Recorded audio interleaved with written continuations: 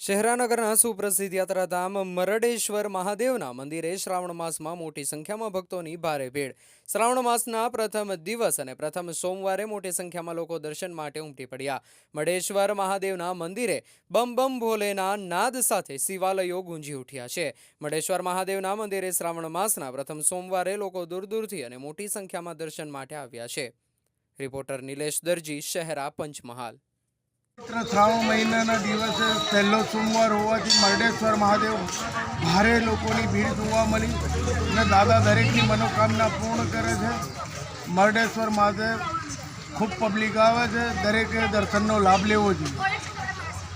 મરડેશ્વર દાદાનો મહિમા શું છે? મરડેશ્વર મહાદેવ દર શ્રાવણ મહિના શિવરાત્રિના દિવસે એક ચોખાના દાણા જેટલું વધે છે અને દરેકની મનોકામના મરડેશ્વર મહાદેવ પૂરી કરે છે।